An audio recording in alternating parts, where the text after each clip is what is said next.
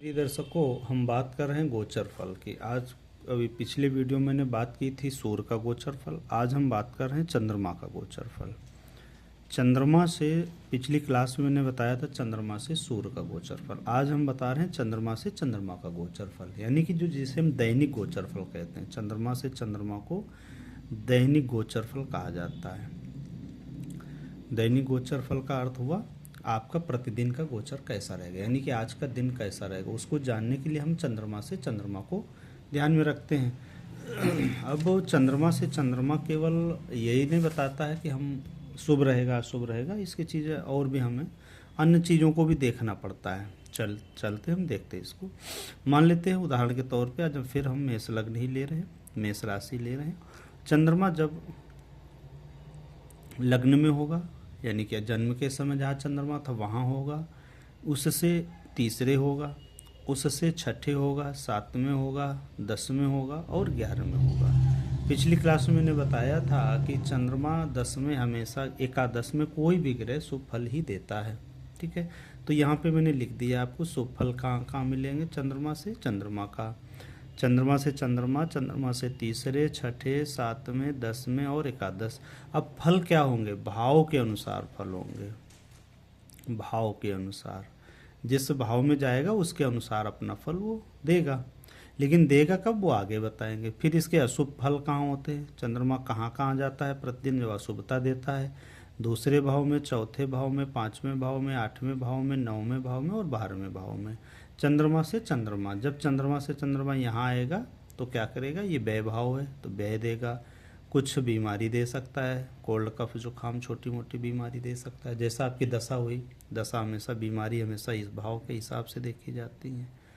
ठीक है, तो दुर्घटना यहाँ से देखते हैं,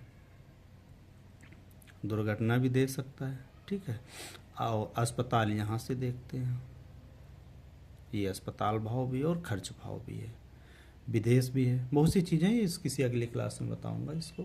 तो अब हमने क्या बताया? चंद्रमा जब चंद्रमा से लग्न तीसरे, छठे, सातवें, 10वें और 11वें जाता है तो चंद्रमा अच्छा फल देता है। अब अशुभ भाव कहाँ कहाँ होते हैं? जहाँ जहाँ कोई ग्रह नहीं बैठे हमारे, जहाँ जहाँ हमने क्रॉस लगा दिए, यहाँ यहाँ ये अशुभ फल देगा। ठीक है, यानी कि मैंने क्या लिखा है? जन्म के समय चंद्रमा जहाँ हो, चंद्रमा से चंद्रमा होता है। चंद्रमा क्या है? एक ग्रह है जो शीतल है। ठीक है, स्त्रीलिंग है, स्त्रीलिंग की कल्पना करता है, की गई है। मुझे लगता है कि शीतलता के कारण ऐसा माना जाता है। मन, जल, लिक्विड फॉर्म जितने भी होते हैं व्यापार में। और स्वयं राशि कहाँ का है? स्वामी कहाँ का है? कर्क राशि का स्वामी है। और उच्च का कहाँ पे होता है? वृषभ में जब जाता है तो उच्च का माना जाता है। इसकी एक निश्चित डिग्री है, मैंने शायद किसी पिछली वीडियो में बना दिया है। और इसका नीच राशि क्या होती है? वृश्चिक राशि, यानी कि अष्टम भाव में, और वृश्चिक राशि में नीच का माना जाता है। इसके मित्र ग्रह कौन कौन से हैं? शुक्र और गुरु इसके मित्र ग्रह हैं। शत्रु ग्रह कौन कौन से हैं? बुध, शनि, राहु, केतु इसके शत्रु ग्रह हैं।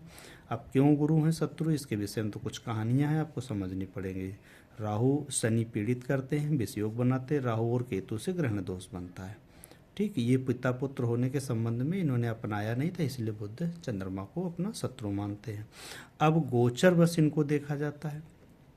यहाँ पे एक चीज़ और जानने वाली है, एक वेद विधि होती है, मैं उसको किसी अगली क्लास में बताऊंगा। वेद विधि में जब वेद लग रहा होता है तो अपना शुभ फल देने में कोई भी ग्रह असमर्थ हो जाता है या अशुभ फल देने में असमर्थ हो जाता है। ठीक है, चंद्रमा एक फास्ट मूविंग प्लेनेट होने के कारण ये एक राशि को 2, सवा 2, ढाई दिन में बदल देता है। यानी कि तीनों नक्षत्र, जैसे यहाँ पे अश्विनी आएगा, भरणी आएगा और कृतिका आएगा, कृतिका का 2 चरण आएगा। ठीक है, इसको किसी अगले वीडियो में बताएंगे कि एक राशि में कितने नक्षत्र और उनके कितने चरण होते हैं, कितनी डिग्री। चूँकि एक राशि 30 डिग्री की होती है तो 30 डिग्री तक अश्विनी का पूरा और भरणी का पूरा और कृतिका का 2 आधा मिला के 9 अंश हो जाते हैं। ठीक है, 4 भाग इसके, 4 इसके, 2 इसके। ठीक है, 1 भाग। ठीक, इस तरह से ये मिला के बन जाता है। तो अब हम यहाँ पे देखते हैं कि चंद्रमा 2.5 दिन में तीनों नक्षत्रों को भोग लेता है, तीनों नक्षत्रों को। अब जब तारा सिद्धांत से देखते हैं तो अलग फल मिलेगा थोड़ा बहुत। ठीक है, फिर इसी में एक अष्टक वर्ग का सिद्धांत आता है। अष्टक वर्ग से देखेंगे तो उनमें कक्षाएं चलती हैं, है ना। सबसे पहले कौन ग्रह किस ग्रह की कक्षा में जाएगा। ठीक, उनको भी देखते हैं हम। ठीक है, फिर इसमें एक आगे चैप्टर आपको बताएंगे कि मैत्री। ठीक, मैत्री विधि क्या है। मैत्री 3 प्रकार की है, नैसर्गिक, तात्कालिक और पंचधा मैत्री। मैत्री विधि से गोचर कैसे देखते हैं, इस तरह से हम इसको देख पाते हैं कि हमारा चंद्रमा से चंद्रमा, अब वो लग्न में आया तो फल क्या होते हैं इनके। लग्न में जब आएगा तो जातक खुश रहेगा, तीसरे भाव में जाएगा तो दोस्त से सुख मिलेगा, यात्रा करेगा पर सुखपूर्ण यात्रा रहेगी, भोजन मिलेगा। छठे भाव में जब आएगा तो कुछ हमें ऋण जो दिया हुआ होगा वो वापस आ जाएगा, या काम में वृद्धि होगी, कोई नया काम मिल जाएगा। सप्तम भाव में पत्नी का भी है, व्यापार का भी है, तो यहाँ पत्नी एवं व्यापार से लाभ होगा। ठीक है, दसम भाव नेम फेम प्रतिष्ठा का है, तो नेम फेम प्रतिष्ठा होगी, कहीं उसका अच्छी वार्तालाप होगी। एकादश भाव सभी चीज़ों का आय का भाव माना जाता है, तो यहाँ से मित्र सुख, इनकम के जो भी कुछ होता है वो सारे सुख मिलते हैं। इसका डिटेल वीडियो जब मैं डेली का दैनिक राशि फल जब वीडियो चलाएंगे प्रतिदिन के, आज का मेष राशि को, आज को वृषभ राशि का, आज सुख मिथुन राशि को क्या फल मिलेगा, उस विषय में फिर हम इसको दैनिक वीडियो में बनाने के लिए बाद आप सभी को ही बताने की कोशिश करेंगे कि आज मेष राशि का स्वभाव कैसा रहेगा, आज मेष राशि को क्या लाभ मिलेगा, आज तुला राशि को क्या लाभ हानि मिलेगी। ठीक है, इस तरह से फिर उसमें मैं बताने की कोशिश करूँगा।